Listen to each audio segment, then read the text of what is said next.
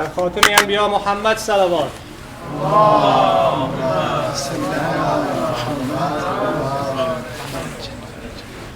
سلام علیکم. سلام علیکم. بسم الله الرحمن الرحیم. الحمد لله رب العالمین و صلی الله علی محمد و آله الطاهرین.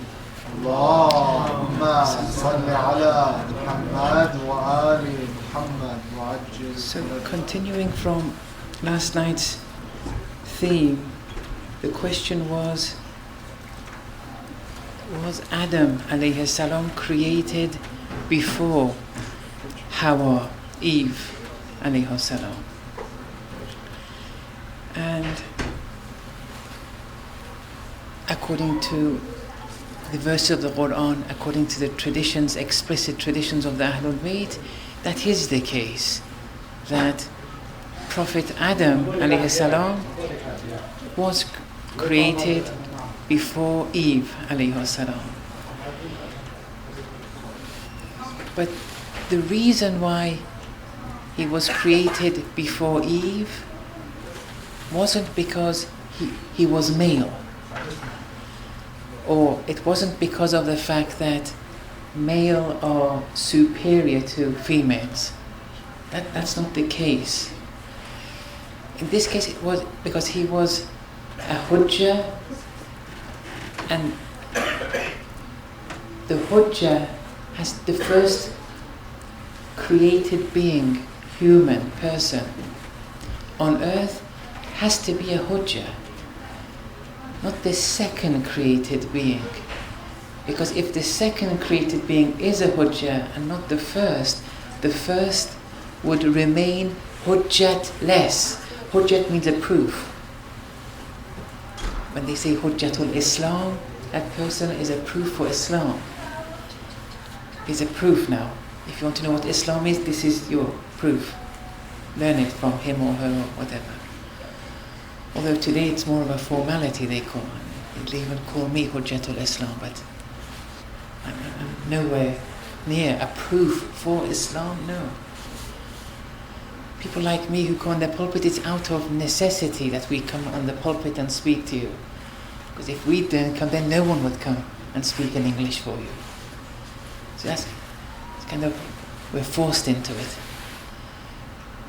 But anyway, a hujjat, that proof of Allah, the first created person on earth, has to be a hujjat.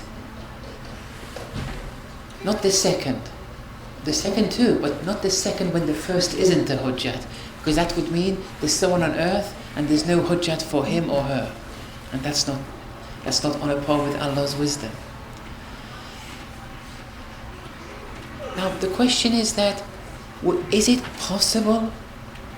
Would it have been possible for Eve alayhi salam to have been created first? Okay, in this cycle, and our father Adam alayhi salam, in this cycle Adam was created first, because we have proof for that in the traditions. But let's say those millions of other cycles that preceded our cycle, was it always the case that the first created being had to be male? Could it have been a female? And the answer is yes, it could have been a female. Okay, in our cycle it wasn't the case, but it could have been a female, the first created being, in a previous cycle.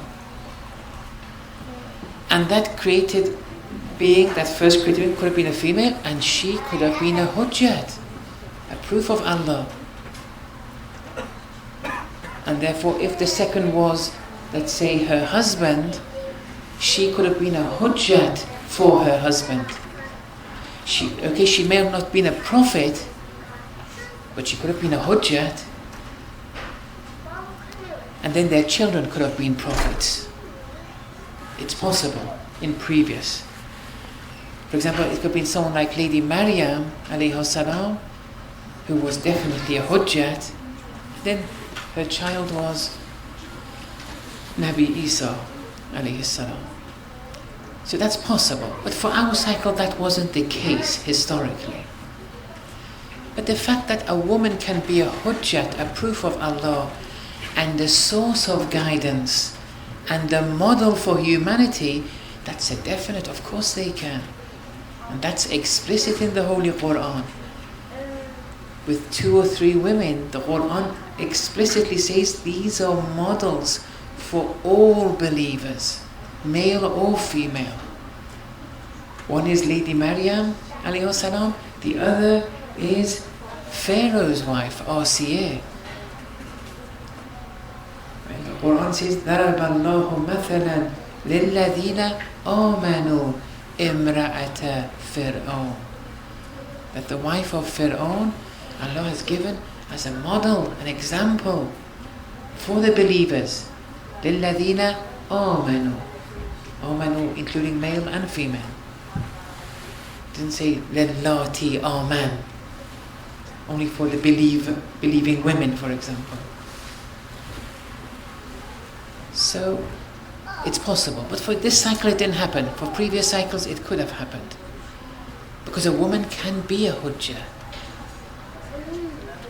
And then in Irfan, very important discussions arise. You know, in Irfan there's a concept of a mentor and student. Having a mentor isn't obligatory, especially in the beginning stages. Even Ayatollah Bahjat called it a formality, but still it's very important to have a mentor, especially during the advanced stages. But this whole idea of mentors and students, it's been abused totally. Even I get emails from people and they ask me to be their mentor, when I myself am after a mentor. 99% of people, even in Qom, who claim to be mentors, they're not. Being a true mentor has prerequisites. It's more of a show, usually. It's the ego acting. Otherwise, no one should even see themselves as a mentor. But a true mentor, they don't exist. They're very, very few. Wallahi, from those who are evident, I only know of 2 genuine ones. Of all the people who claim they are mentors and they're mentoring students, I only know 2. And neither of them are mentoring now. It's not as easy. But that doesn't mean there aren't mentors who haven't identified themselves. There are many of those. But official ones, those who claim to be mentors, legitimate ones, yes, maybe 2. But people like me, of course we're not mentors. At best, I'm a speaker. One shouldn't raise their hopes in people. And maybe that's why Ayatollah Bahjat said it's a formality. You have to put your trust in Allah to be your mentor. Anyway, in Irfan, it's a discussion whether a woman can be someone's mentor. You go to these people who call themselves mentors today in many places, they say that's impossible. They tell you a woman can't be a mentor in Irfan. They even say it's against the principles of Irfan. And when you ask for proof, they don't give anything. They just say it's a definite no. But when the Quran is saying, Lady Maryam, Asiya, these are models for everyone, how can you say a woman can't be a mentor? Ibn Arabi, who had 300 mentors in his time, and they are true mentors. Many of them were women. And in his Futuhat, he mentions, I think, I've seen 4 of the names. 2 of them he mentions very highly. and they were both in their 90s actually, but age isn't an issue.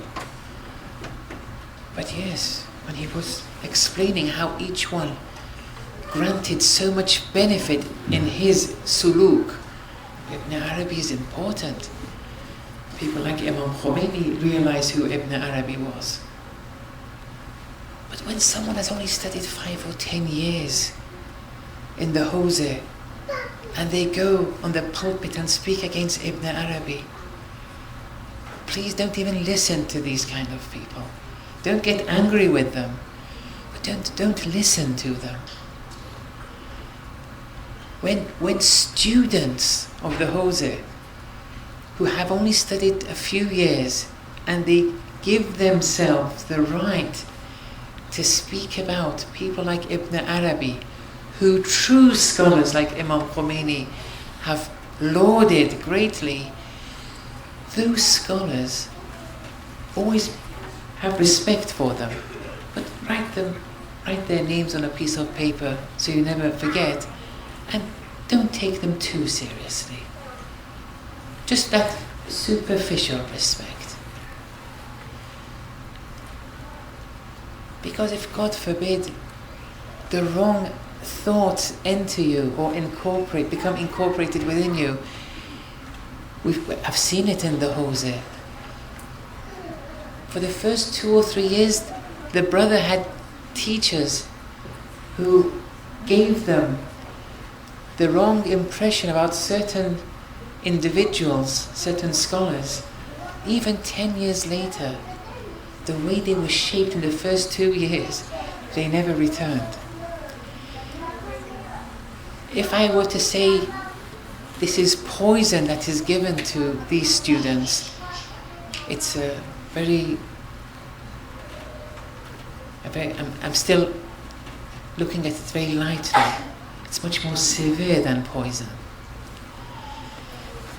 And in general, whoever goes against a scholar, whoever speaks against a scholar, even if the scholar was wrong, but disrespecting a scholar is not normal behavior. Even disrespecting a person is abnormal. Whoever disrespects a person, it's abnormal behavior.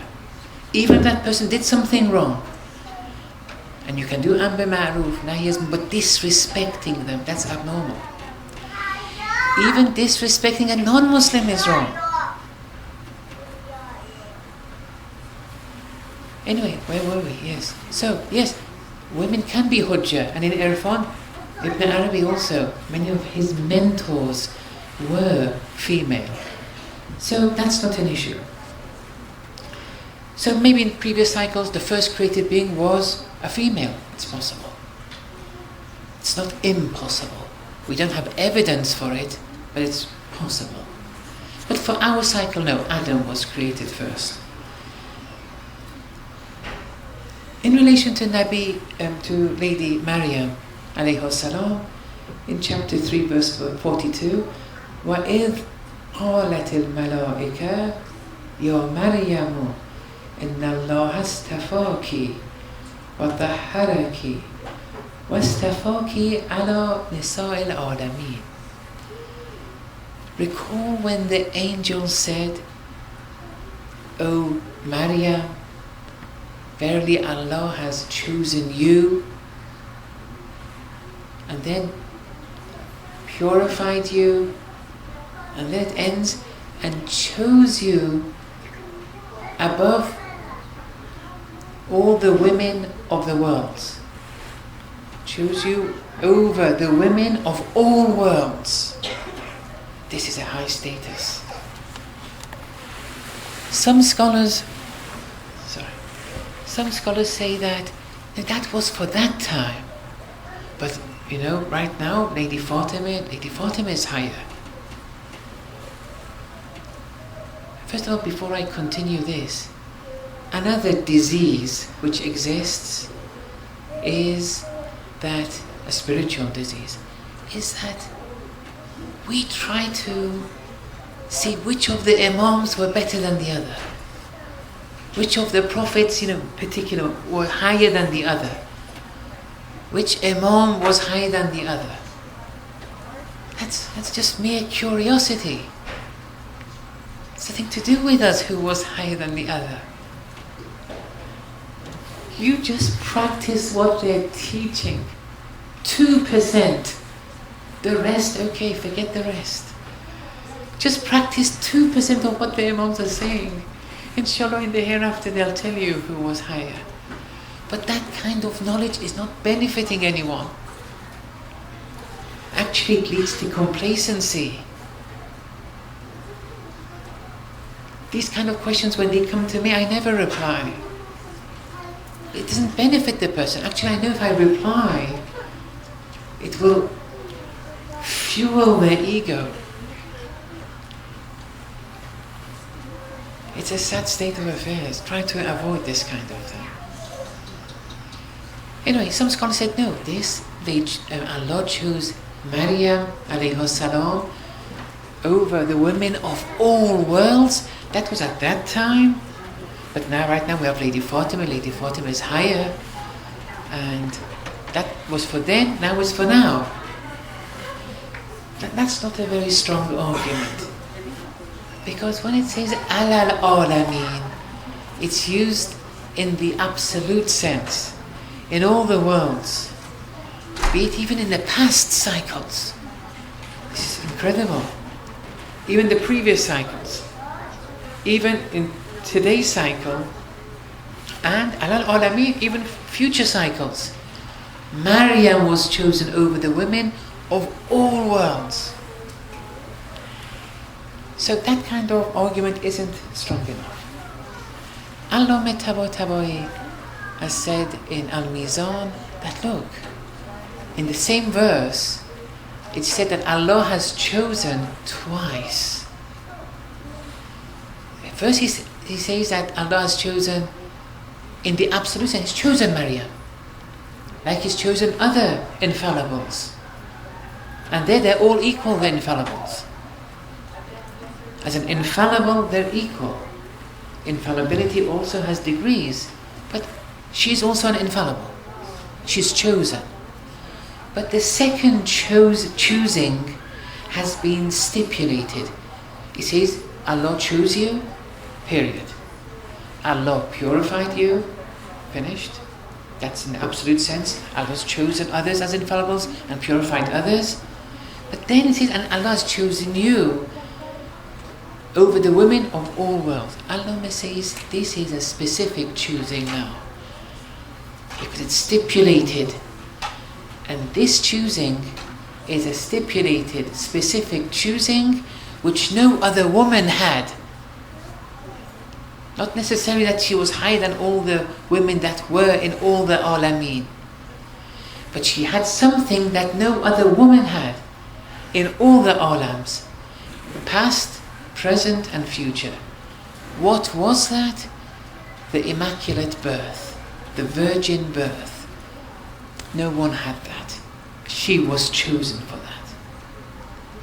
So that's another answer which was certainly better than the first answer. And this Allama has it in his tafsir. Now there's a third answer. Although I want you to stick to the second answer. The second answer is the most correct.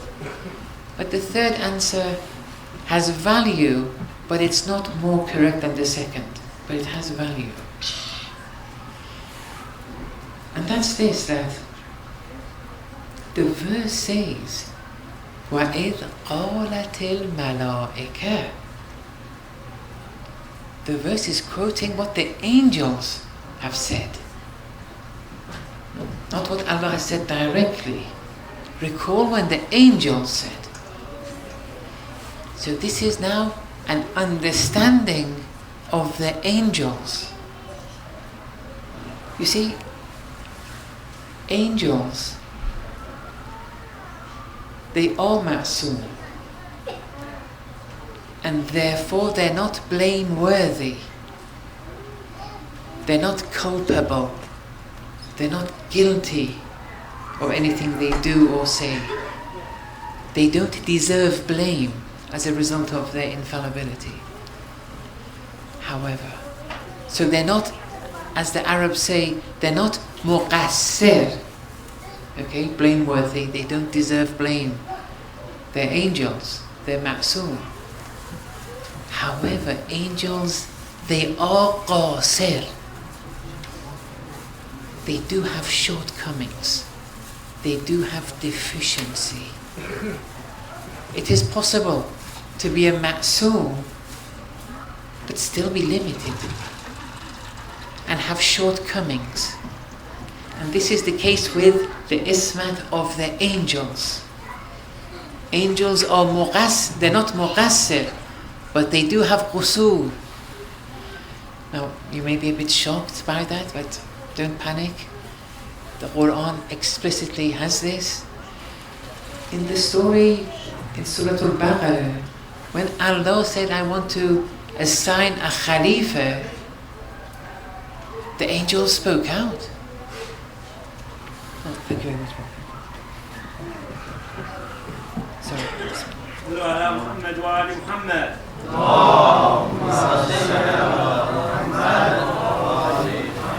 Sorry. They spoke out, the angels spoke out. It was not all the angels spoke out. There are many classifications of angels. They're not all the same. Their power, their infallibility, their life, they're not all the same. Those who have studied genetics, if you understand genetics, you may understand angels very well. In genetics, some genes at birth, they execute certain actions, then they become dormant for the rest of the human's life. Some genes work for more, then they become dormant, then they become inactive, latent. Some genes work all through the human person's life. Angels are like that too, in relation to Allah and Allah's command. Some angels are only commanded in a certain period, some for more, some always, some aren't commanded at all. Those who aren't even commanded at all, they are the aleen. Even when the command came to prostrate before Adam alayhi salam, they didn't even hear the order. Because from the very beginning they were absorbed in Allah's beauty. And that absorption prevented them to hear anything. They don't, even right now, they don't know there's an Adam. There was an Adam created. And we are creating everything. There are different classes of angels. Anyway, when the order came, or when Allah said, I want to assign Adam as a Khalifa on earth, some angels spoke out. If you don't want to say spoke out, at least they questioned Allah. They don't deserve blame for questioning. That is their capacity. On a par with what their capacity is, it was questionable for them. But they weren't culpable though. But you can say they had qusur, there was a shortcoming, they had a deficiency. But they're still infallible. But here, they questioned this. They said, أَتَجْعَلُ فِيهَا مَنْ يُفْسِدُ فِيهَا وَيَسْفِكُ الدِّمَاءَ. You're going to assign someone who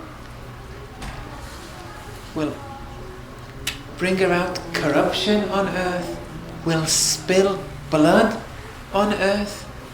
You want to assign such an entity as Khalifa? They questioned this wanting by Allah to assign Adam alayhi salam as a Khalifa. But then they continued. They said, you want to, such people with such features, you want to assign as Khalifa? When we وَنَحْنُ نُسَبِّحُ بِحَمْدِكَ, we glorify your praises. You want to assign him as your Khalifa? Whilst we glorify your praises.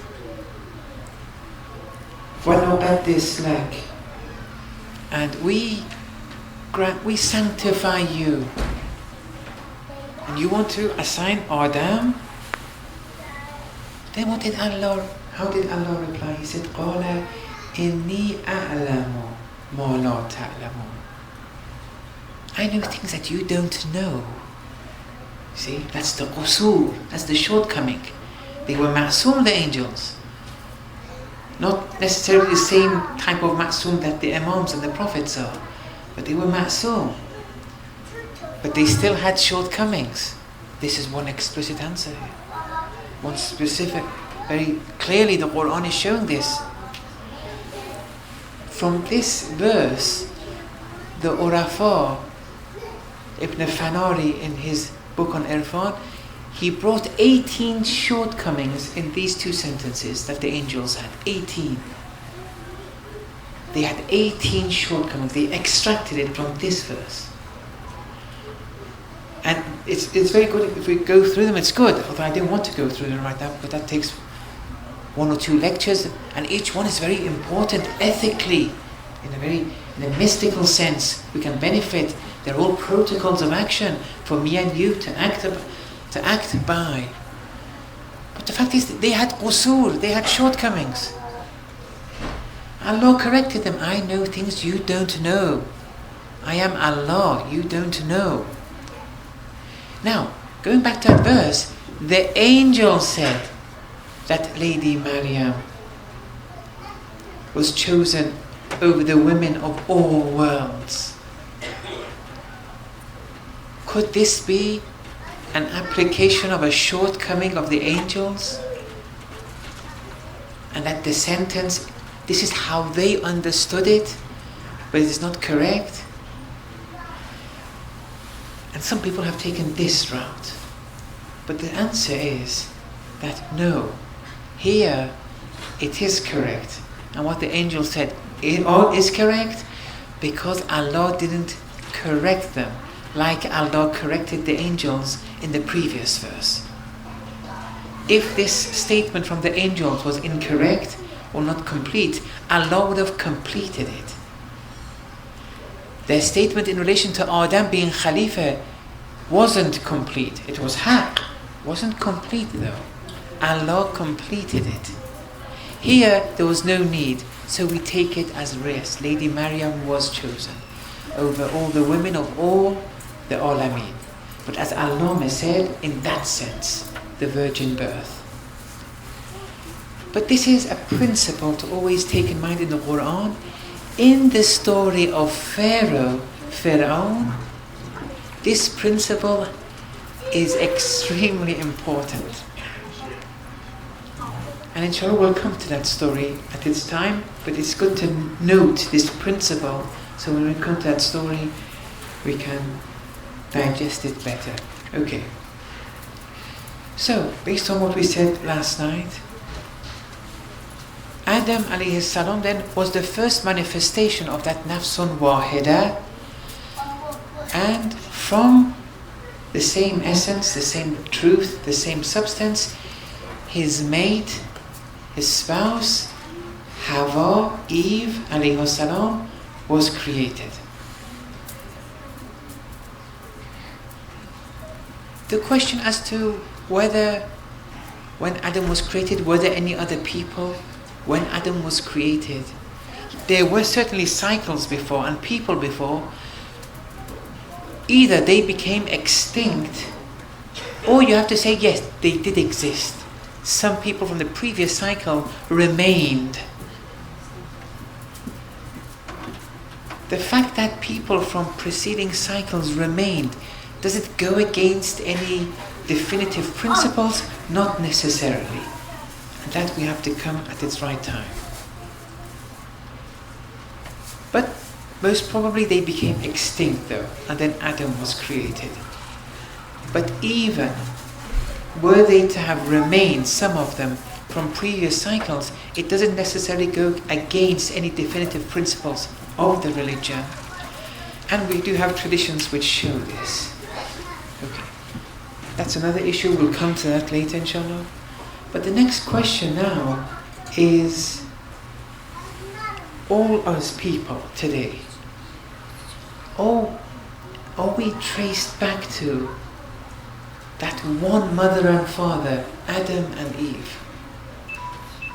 Are we all traced back to those two as being our parents?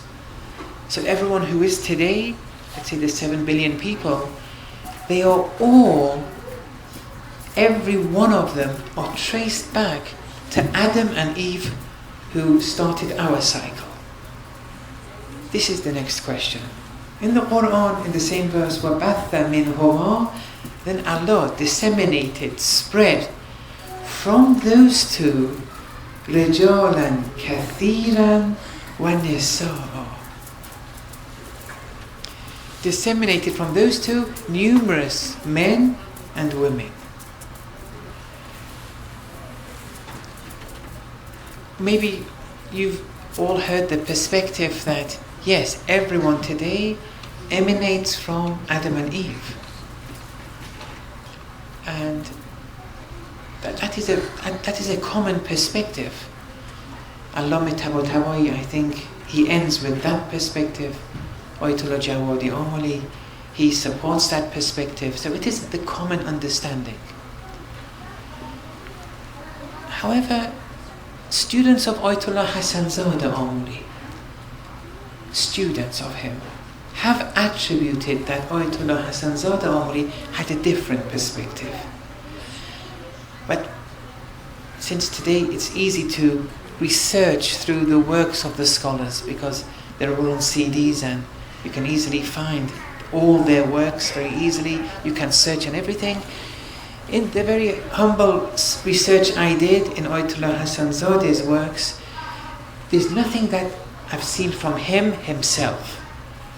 So I don't really want to attribute it to him. There are many things he has said, either directly or indirectly, in relation to how the children of Adam and Hawa, how they continued. And that will come to that also. But the fact that is everyone traced back to Adam and Eve, without exception, he himself, I haven't seen anything from him, so it's difficult to, attribute it to him. But one or two of his students in person, they have said that this was Agha's view, referring to Ayatollah Hassan Zadeh. Look, the verse says, and Allah disseminated from those two, Adam and Eve, numerous men and numerous women.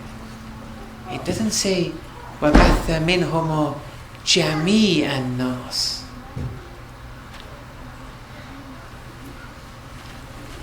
So here, there is room for discussion here.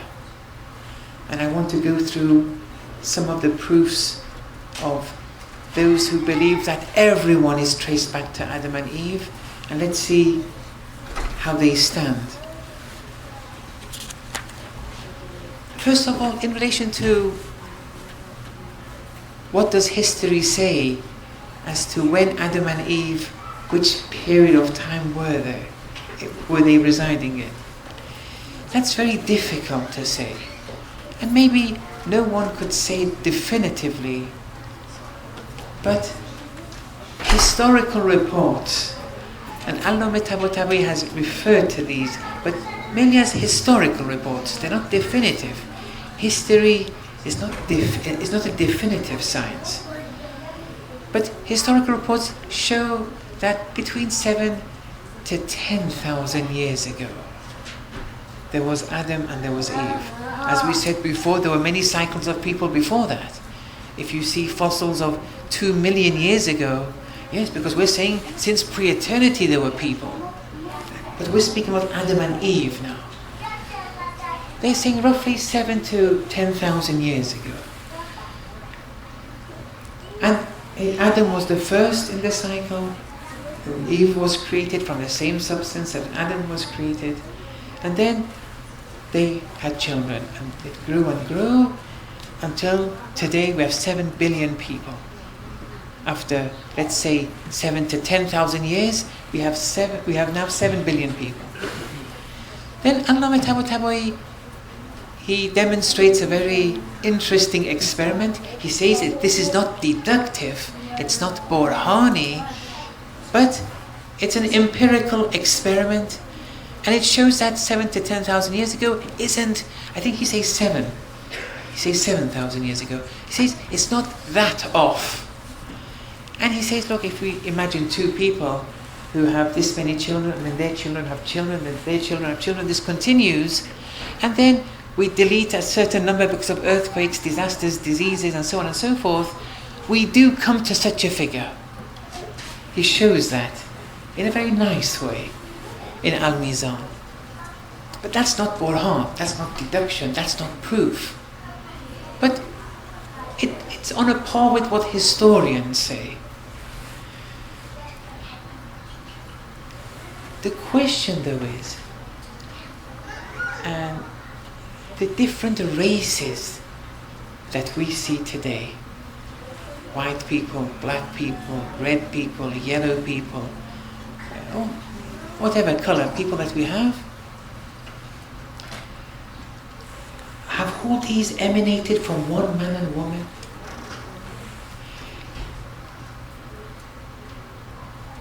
In Al-Mizan and also Ayatollah Jawadi Omli especially, he says, yes, it's possible that they went in the North Pole, they went living next to the equator, because of the living circumstances, it could lead to that diversity. But scientists today, and science only if it's substantiated. The problem is science isn't substantiated either. Science is important. It's crucial. We have to be always after science. But science is always changing because we keep on learning better. Since we learn more and more, then we say, oh, what we said 5 years ago was wrong. This is a natural thing in science. And this happens in philosophy too, not only in the empirical sciences. People grow in knowledge. You can't stick to one philosopher of 800 years ago and whatever that philosopher said even today holds. That's not the case. That will be rejected. It's not revelation. The problem is we don't get to the bottom of revelation. Otherwise revelation never changes, but we don't get to the bottom of revelation. If we were to have got to the bottom, yes, that would never change. We now want to understand many things. Science is an important means, but science changes too. And in medicine, every 5 years, maybe 80% of what we were taught changed. That's something natural. Scientists today say, look, this racial diversity that you speak of, and you insist that it emanates from one man and one woman, it can't arise in 7,000 years. The creationists today, especially the Christian creationists, for some reason they insist that the earth was created 7,000 years ago, which, that is incredible. That is something really incredible. And then Hawking comes and says it was 13 or 14 billion years ago, and they say no, it's 7,000 years ago. And we don't have that in Islam. And in Islam, we don't have a beginning for the earth. We don't know. The earth, the planet, has a beginning, but we don't know when it was. It may have even been more than 14 billion years ago. But anyway, what the creationists say really seems to be out of place. They say that the planet arose that seems very odd. Especially with the fossils of 2 million years ago. Anyway, or 200,000 years ago. But in relation to Adam and Eve residing 7 to 10,000, that's possible, but we can't say it's definitive. It's likely, but racial diversity can't arise as we see it today, according to many scientists, in 7,000 years. If that is substantiated scientifically, that racial diversity needs more than 7,000 years to lead to where it is now, that can act as proof against this interpretation. Aql can be proof if it's definitive.